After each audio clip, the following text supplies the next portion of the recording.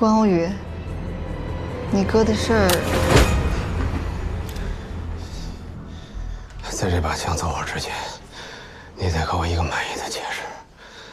我哥到底是不是池文江杀的？说话！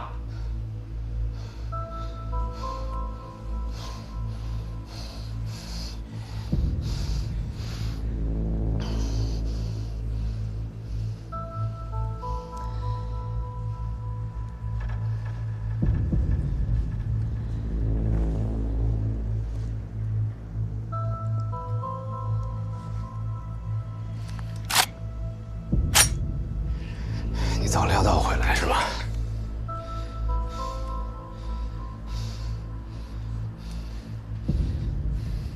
你哥的事我也很遗憾。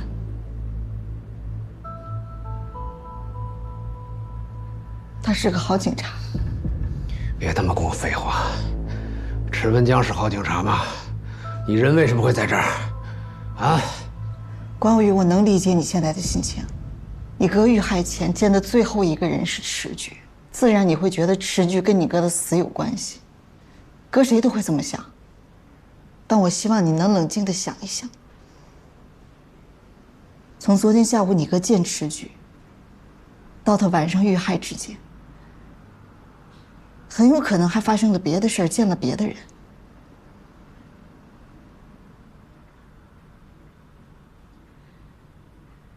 在你来之前，我反复跟池菊确认过。就抛开他是我的老领导不谈，仅就今天的对话，也足以让我相信，池菊跟这个犯罪组织没有关联。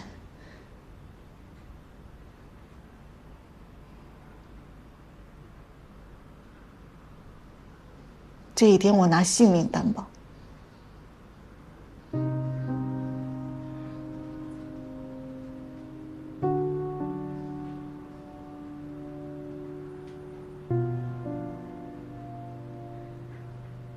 关欧峰牺牲，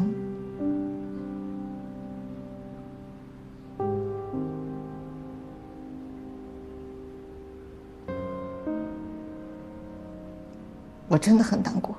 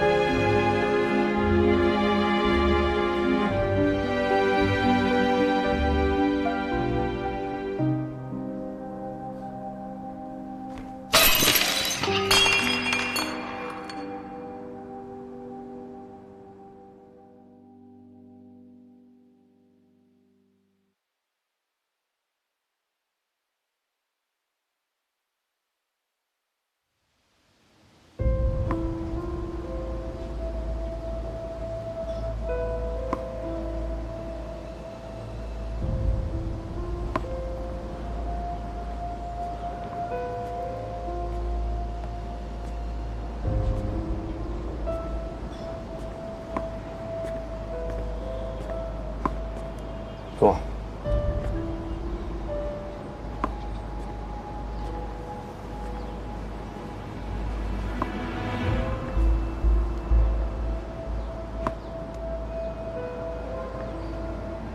你弟弟的事，这个警察我不做了。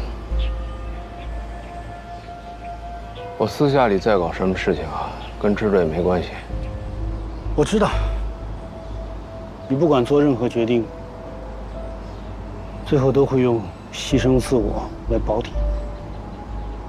但我要告诉你，我们不会让任何一个同志白白牺牲，包括你。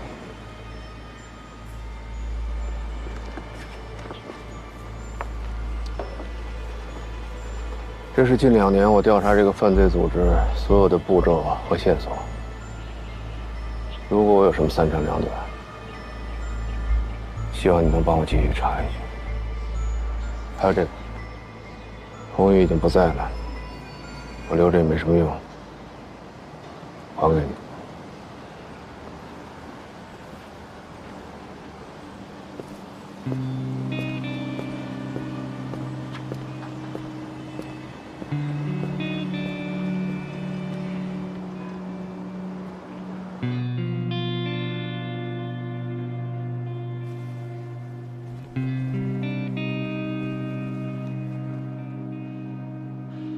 关队这个时候找我，应该还有别的事吧？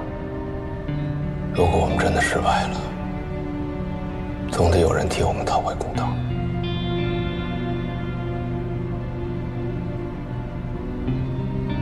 还有小雨、刘银、虎子。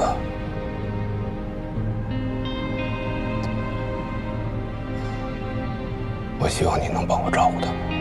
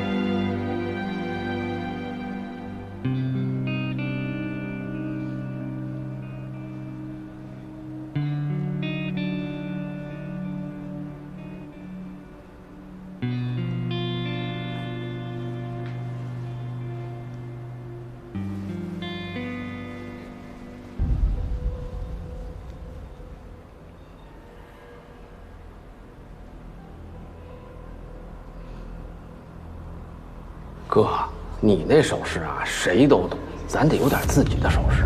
我在武警受训的时候，都有自己的战术手势。哎，你就好比这个诗啊，咱以后就玩谐音梗，诗，都是它，啊，是就是这个，不是就是这个，哎，这靠谱吗？当然靠谱了，你放心用，以后保不齐有用着的时候。诗时始是。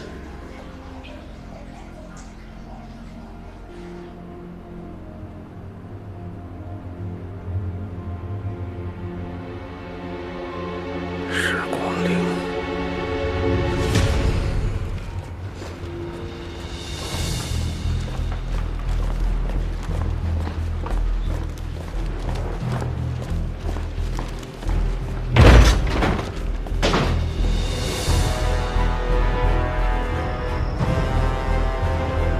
愣着干什么？长风行知全体人员，立刻复职。喂，曲贤，东西准备好了吗？准备好了。今天上午，技术中心监听到美东的电话，虽然还没有可供比对的声纹，但据小赵反映，打电话的很像是王明镇。这次行动就是当王明镇和伟东进行接触的时候，将他们一并实施抓捕。所有人上车。是。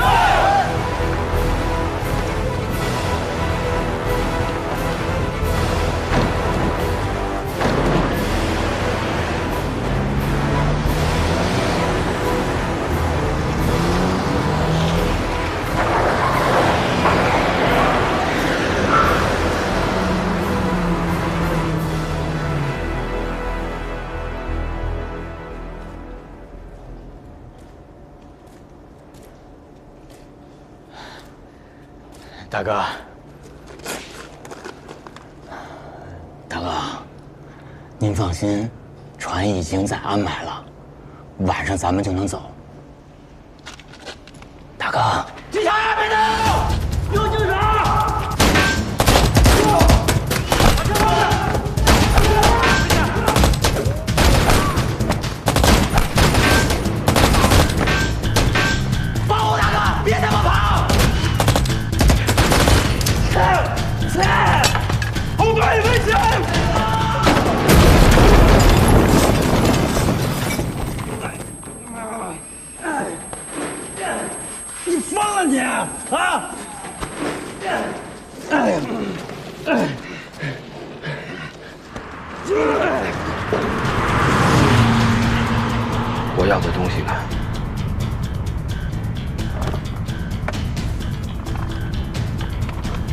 可悠着点，虽然比不了54跟92改，但是在极近的范围之内，穿透力可是有的。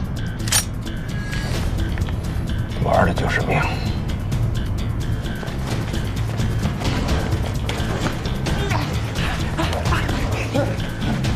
走啊，走啊！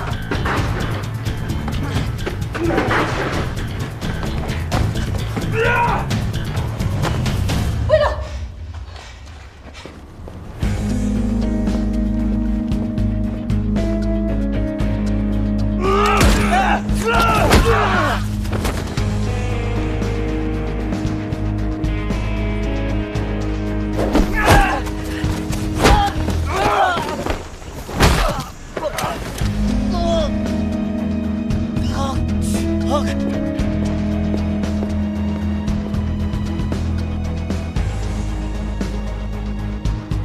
这油啊，也不用总买，随吃随买就行，多了的话容易放坏。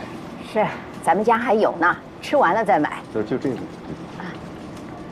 哎，米倒是可以买点了吧？啊？咱们家平时吃的都是这种米。哦。小关。哎，广陵。哦。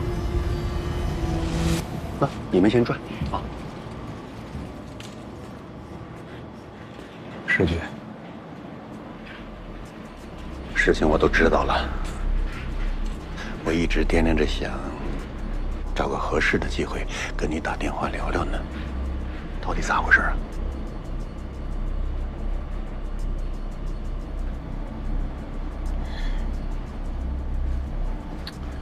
到了，我也没能帮我弟弟洗清他的冤屈。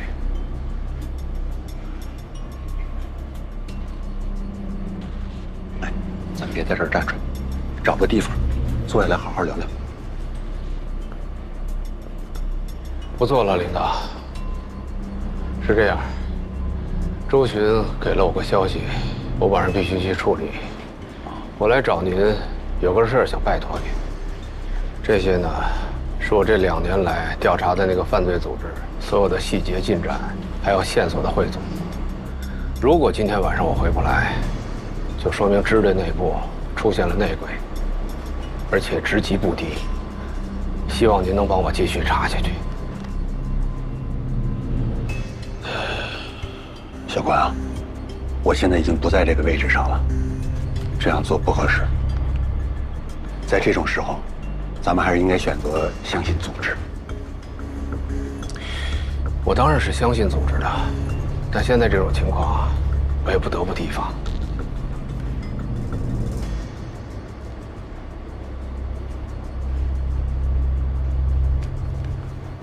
还有这边是吴征一家5口遇害的那个案子。虽然我弟弟现在已经不在了，但我还是希望有人能够帮我，为他洗清冤屈，因为这个案子有太多明显的问题。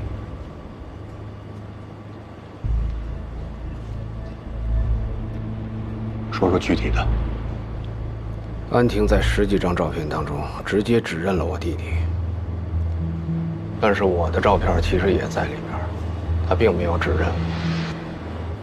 难道说是因为我脸上这道疤痕吗？如果是这样的话，那是不是意味着安婷在一开始就是冲着栽赃我弟弟而去的？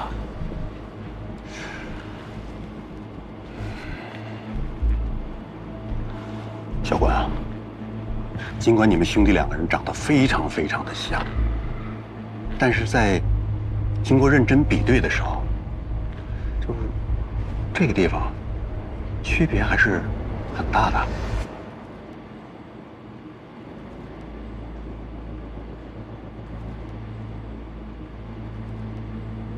石局，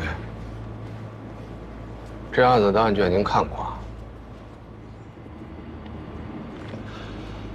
这我当时在那个不是在你们支队的时候那几个月，印象中周巡拿给我看过。可是这个案子的原始案卷，当年王志哥在袭击警队的时候就已经烧毁了。周巡手里的是副本，也就是这本。您看的是手里这本吗？是吗？那就应该是这本吧。你撒谎！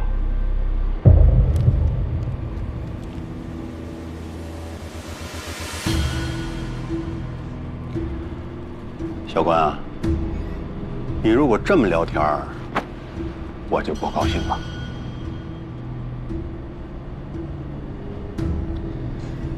213案发后，高亚楠为了给我弟弟洗脱罪名，直接把原始案卷当中的第10页安婷的笔录偷出来给我看了。我看完以后直接销毁了。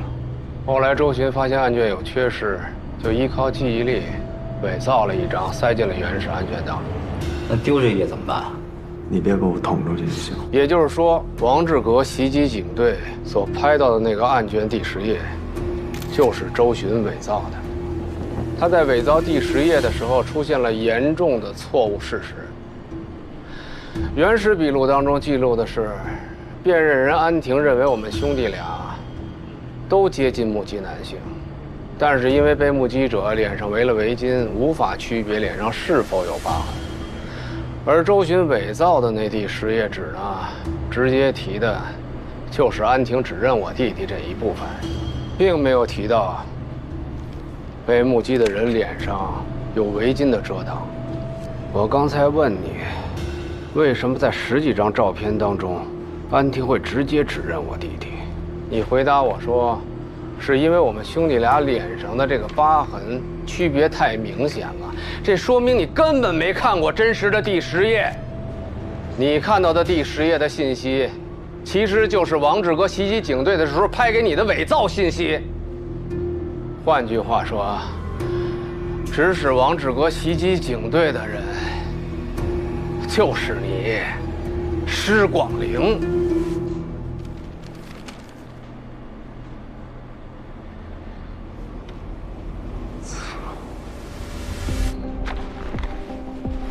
给我撂个实底儿，你到底是大的还是小的？不装了，演不下去了。看来这案子破了，你竟然真的杀了我兄弟。可笑的是，你杀了人都不知道自己杀的是谁。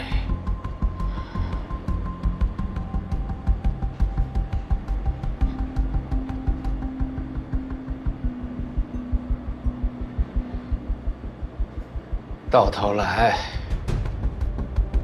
你还是让我哥给设计了。施广陵，你输了。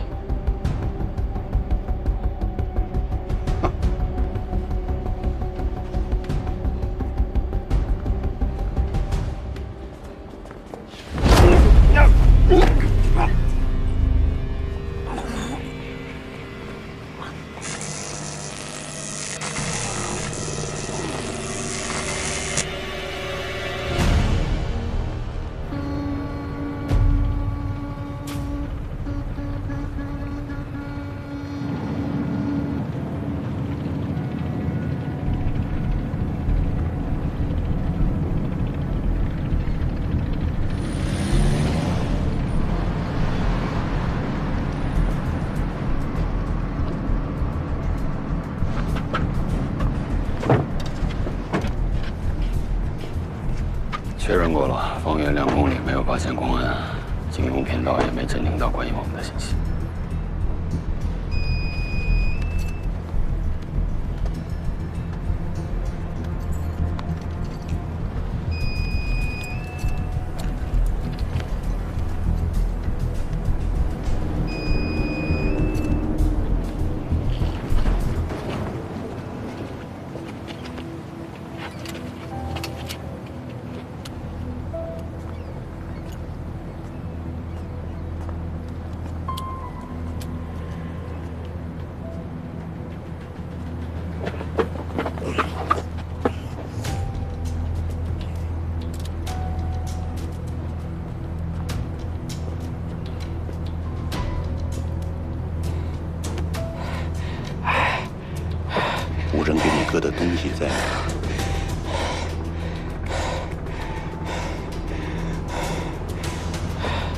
那当然在很安全的地方。如果我意外的话，自然会有人把那个东西交上去。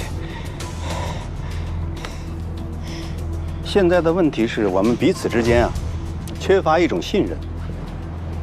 但是从场面上看，这局势还是对我有利的。尽管我很想拿到那个 U 盘，但是还没有到投鼠忌器的程度。哦，对了，忘了告诉你了，你儿子现在在我手里。如果说现在为了这个东西，我把你儿子杀掉，那这僵局就会变成死局。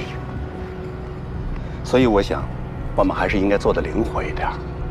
你总不希望我把你儿子切成一块一块的还给你吧？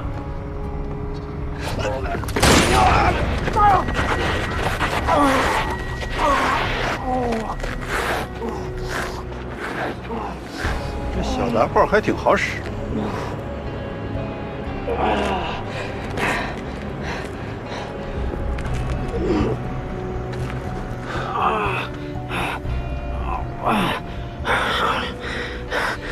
我要见孩子，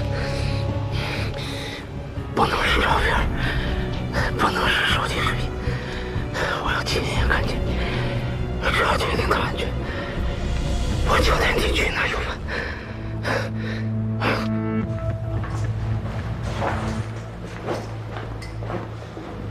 老关已经派出了赤本将，刚刚去找时光娘了，可是电话打不通了。我们必须马上行动。我现在马上去局里跟领导汇报，争取总队支援。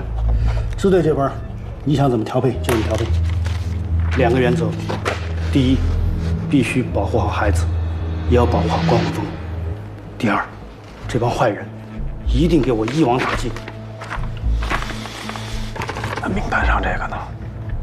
内部的败类，我来处理，你不用管了。好。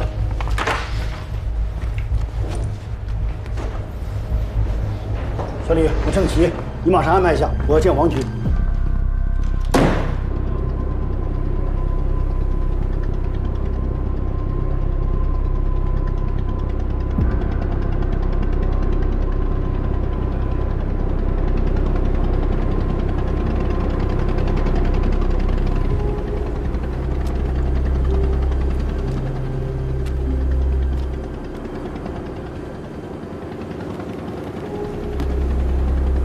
老大，这个好了。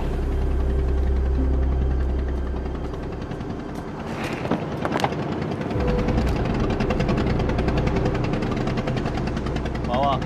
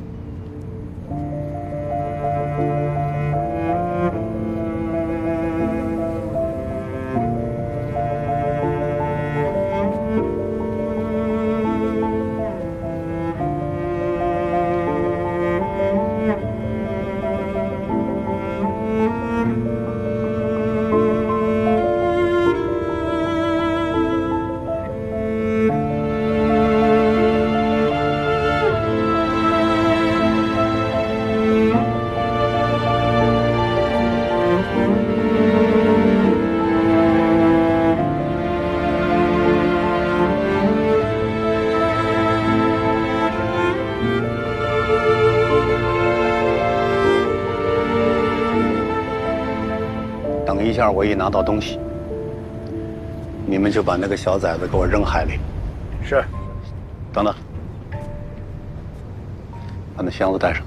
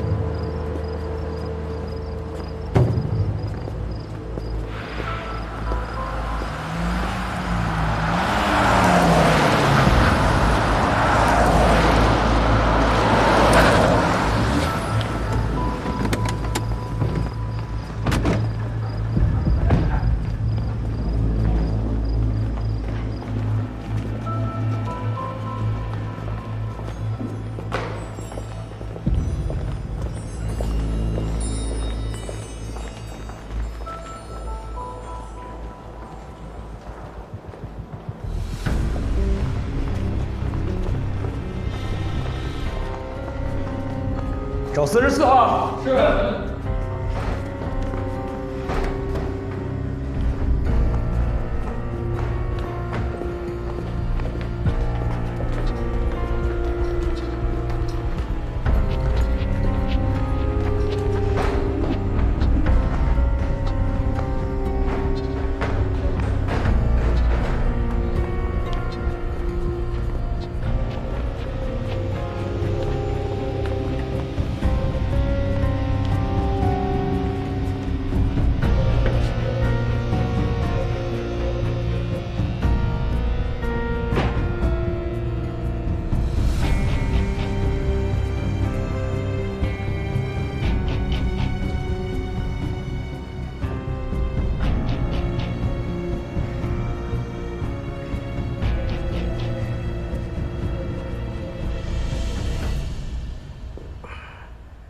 你说，倪军他们拿到了 U 盘之后，我该怎么处置你啊？你是个丧心病狂的混蛋。就算你拿着 U 盘，你还是会杀我。而且我根本不相信你会放了孩子。我也不相信。我不相信他们随随便便走一趟，就真的可以拿到那个玩意儿。那么问题来了，我明知道你会跟我耍花招，为什么还要配合你把这出戏演下去呢？嗯。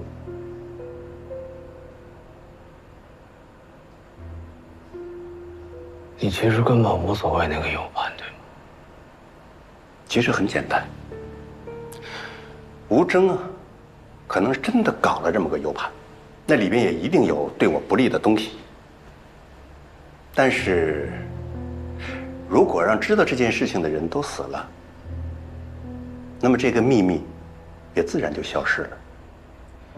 伟东和裴嘉义现在都在羁押当中，你怎么敢保证他们一直会保持沉默？只要人死了，就会永远保持沉默。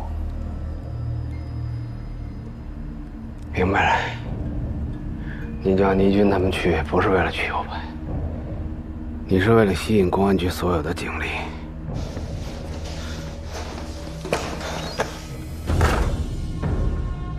操！要死一块死，把炸弹放进去！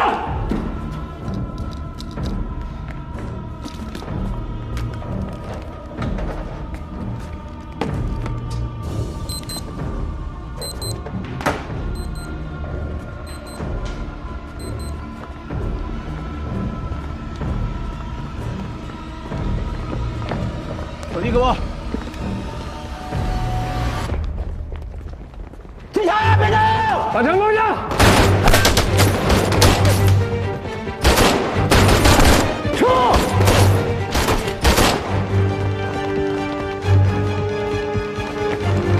小海，你带他们接着追。倪军他们带去的那5公斤速95，足够招待他们所有人的了。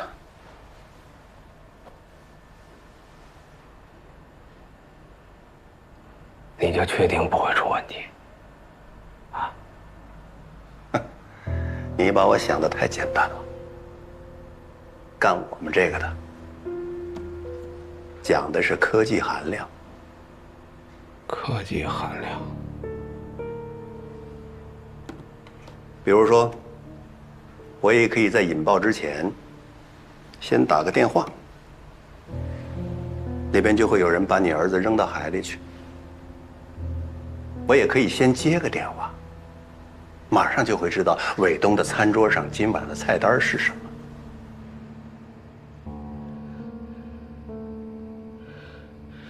别看了，快吃吧。你们哥俩跟我玩这套小伎俩，自作聪明，引火烧身，祸灭九族。赔上自己还不算，还要拉上长风行知的那些刑警，还有那些特警一起来陪葬。明白了，明白了。您到现在都不杀我，是为了告诉我，你赢了，对吗？那你告诉我，今天这个局面，我怎么说啊？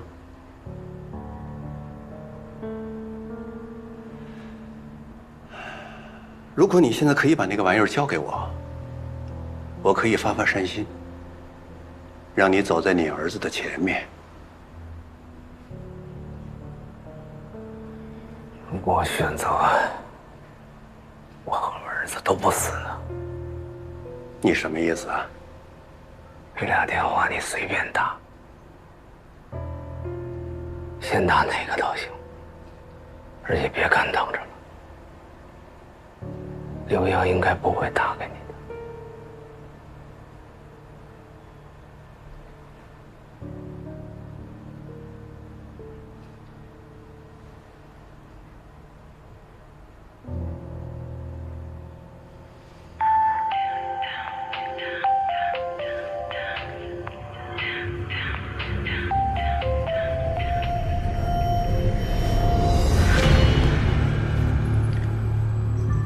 石广林，麻烦你跟关队说一声，他交给我的事儿已经办好了。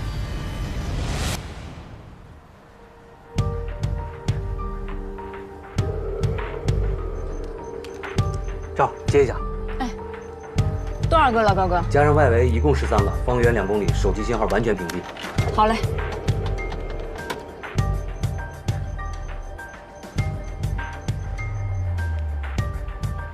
对不起，您拨打的电话暂时不在服务区，请稍后再拨。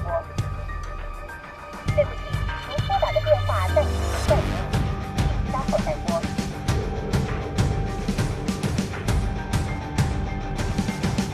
喂。关队的位置锁定了，快发给我。周，注意安全。放心吧。所有人上车，出发！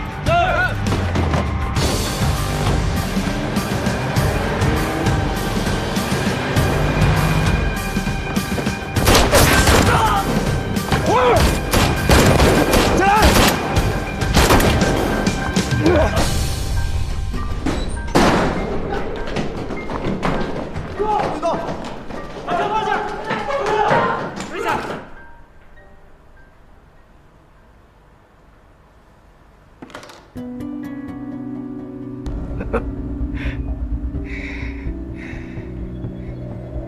看来，这所谓的高科技也不完全靠谱啊！早知道是这样，你应该把那个引爆装置直接交给你去，对吗？啊！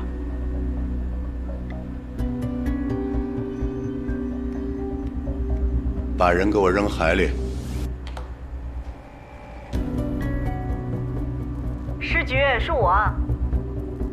抱歉啊，孩子我是扔不了了。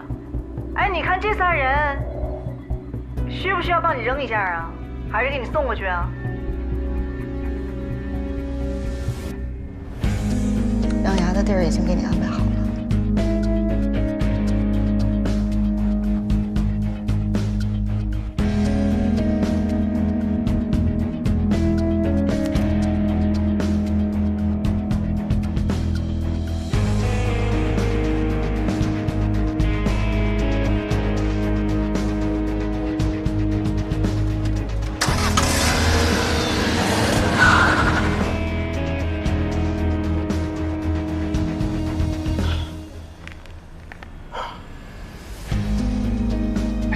感谢你大发慈悲，让我跟我儿子见上你。看来你跟你哥关洪峰还真是一路人。在你们眼里，法律、正义，这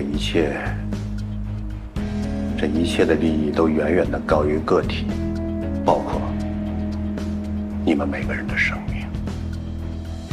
也对，也不对，没错，我跟我哥都是豁出命去的，但他是为了救人，而我最底线的是跟你同归于尽。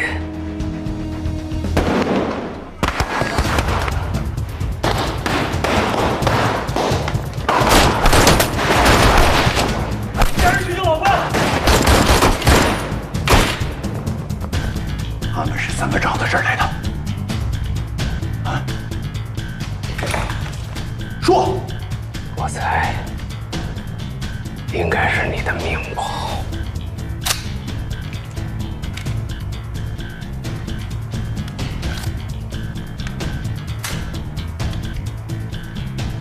是一颗子弹定了位。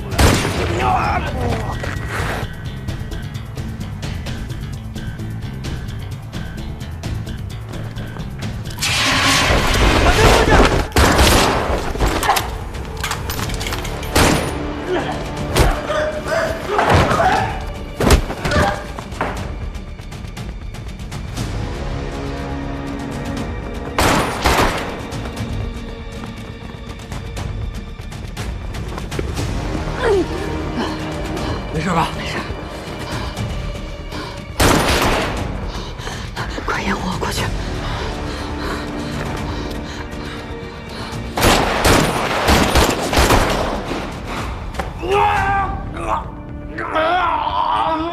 说，你是怎么断定的我会开枪杀你？说！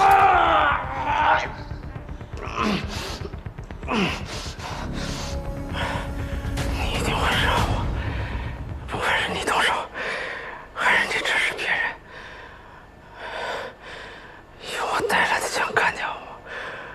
弹道检查会很干净，很省事。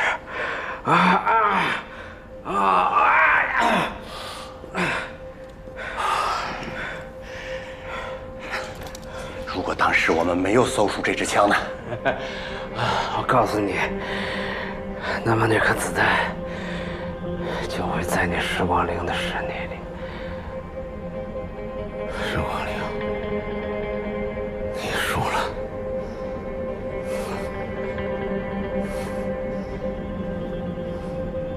看来永远都无法有人理解我了。时光灵，放下枪，你已经被捕了。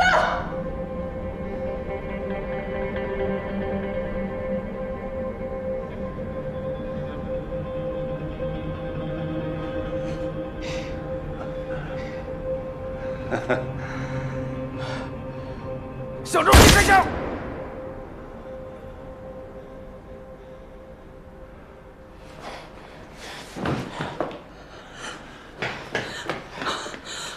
公安老师，你没事吧？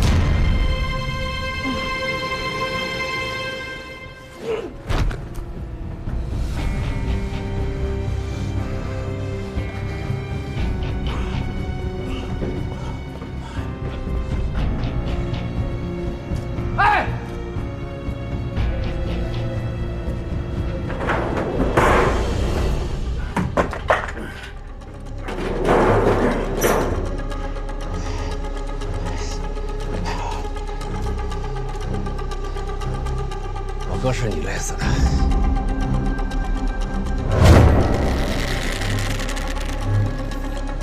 我那是好心，想让他死得痛快点。那我今儿也让你死个痛快。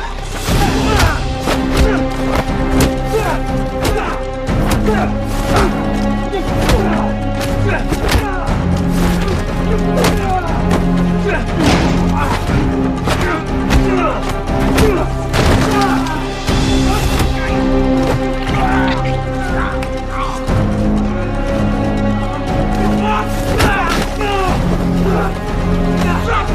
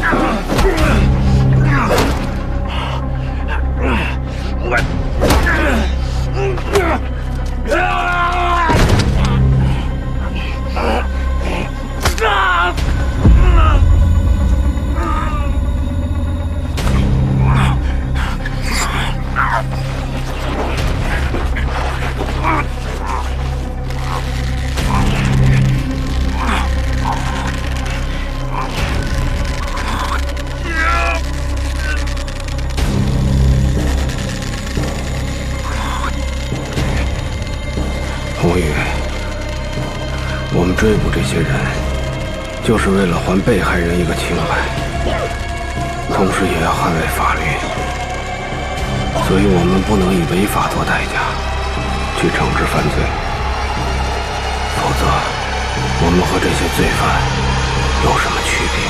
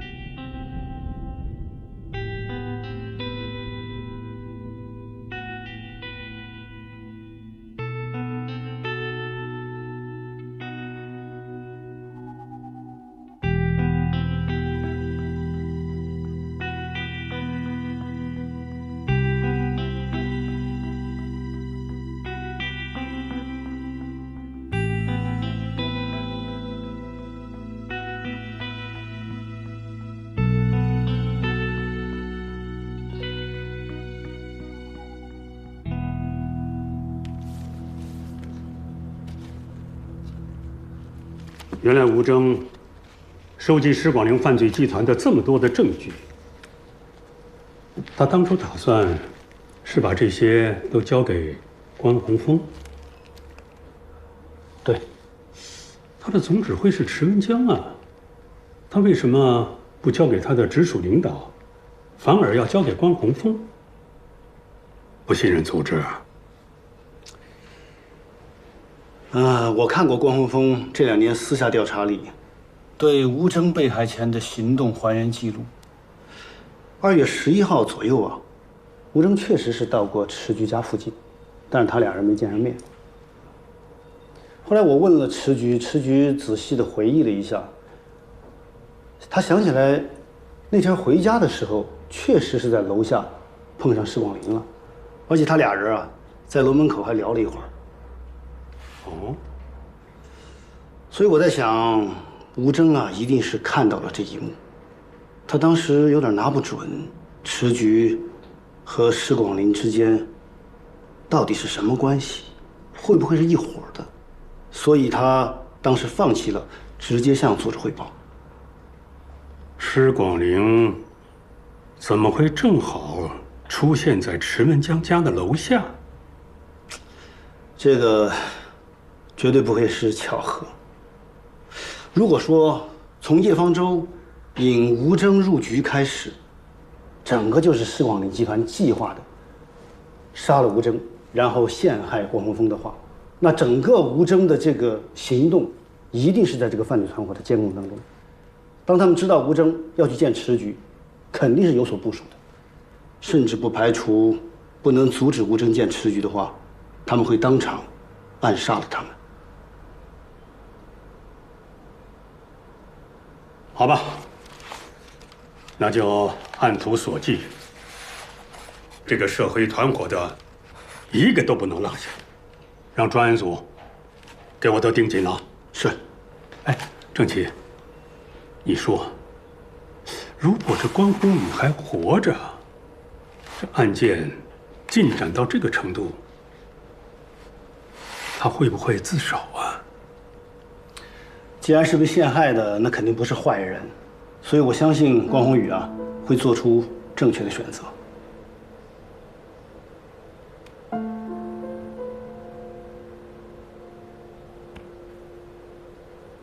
周巡、曲贤、周书同，还有那个法医高君然，在这次配合关宏峰兄弟俩揪出施广陵集团的任务中，完成的不错。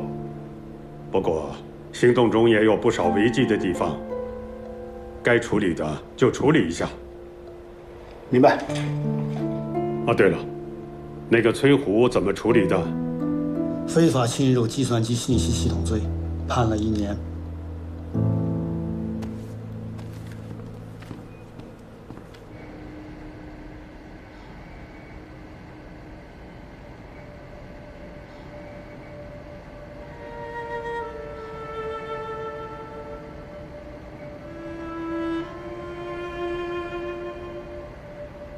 后来推敲过，伟哥最后一次给我打电话，说终止行动，电话就断了。我再打过去就打不通了。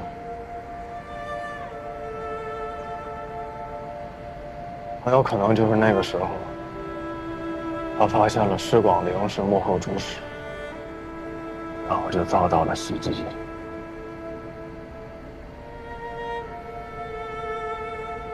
我一直在想，他为什么不在电话里把施广陵3个字说出来？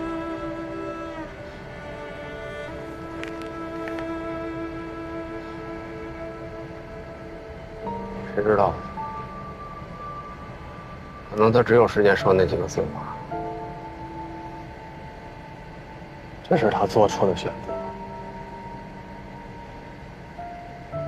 那你呢？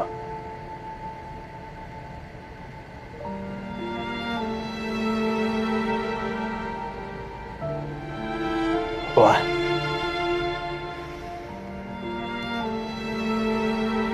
共事一场。兄弟，我的荣幸。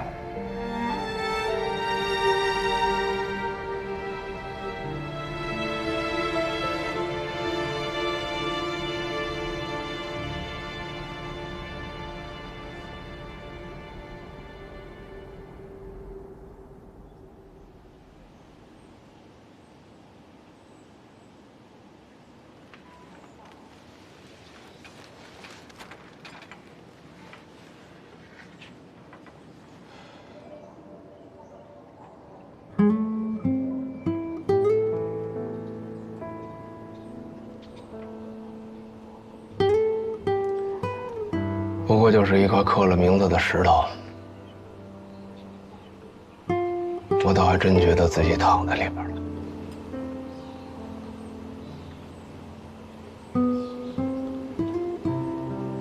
哥，我现在能看到我相信你也能看到你自己。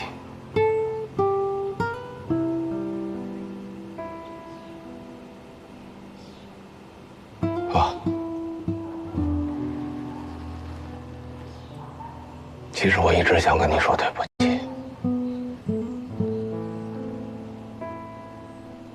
上次咱俩在这儿的时候，是我误解你了。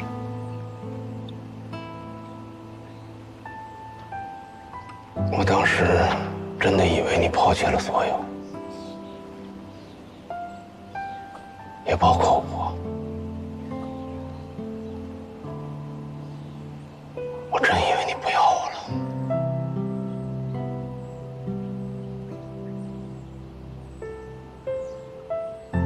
但是我现在明白了，你没有，你什么都没有放下，所有的人，所有的事。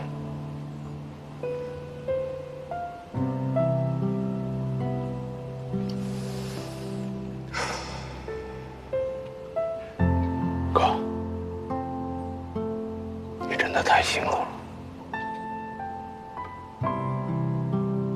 好好休息休息。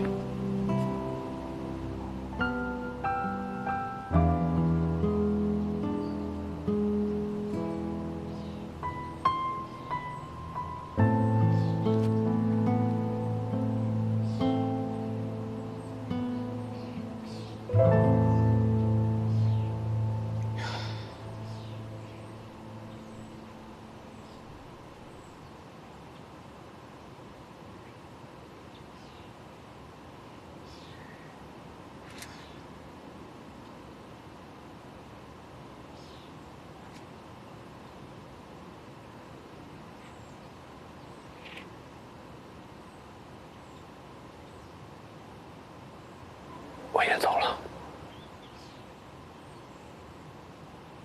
没事再来看你。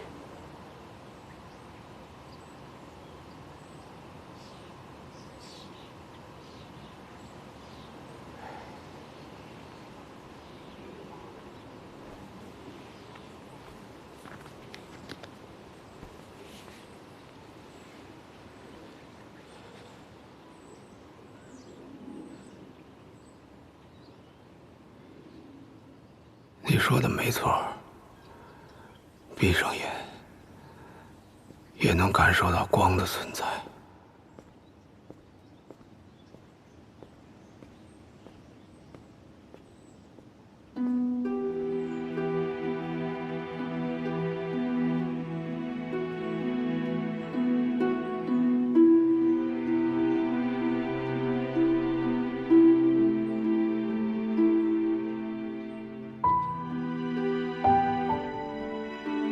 在这不长不短的一生，不大不小的世界里，人跟人能相遇，甚至共走一段路，共同做些事情，无论结果如何，总是一种幸运。这个世界有它自己的规律，我无法揣度。只相信，撒下的每一颗种子，总会在某天发芽；说出的每一句话，总会在某处回响。所以，请你放心，我们大家都会好好的活着，为了自己，为了我们爱的人，为了下一次相见。后会有期。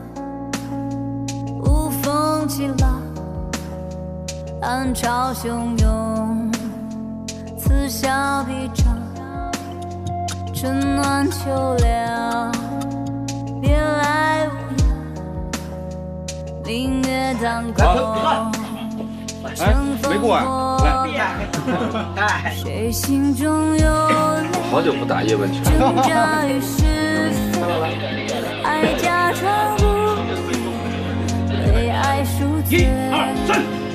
谁青春无悔，请勇敢一杯，逆风踏历程，一光三黑，开往白天的夜，有没有终点？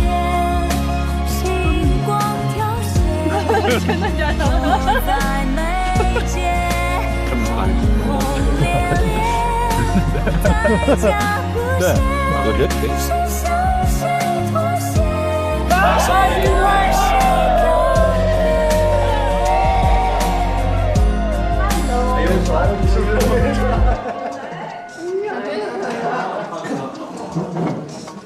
人海茫茫，无风起浪，暗潮汹涌，此消彼长。春暖秋凉，别来无恙，明月当空，乘风破浪。3、2、1，开始。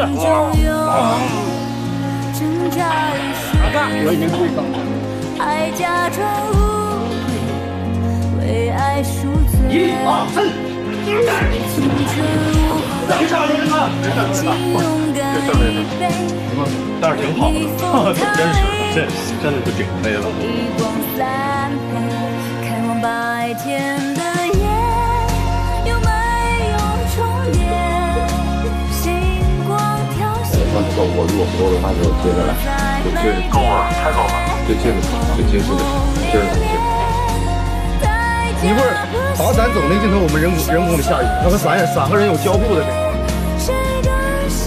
就是我这个腿一直晃着，就是有人特别困的时候不想让自己睡，是就动了。你这边这么摁着住，从这边能看见这个脚，他那脚会放这，后着他的后脚啊，你这么一撸完之后就进那个加里上面，就解释这两个手是不是？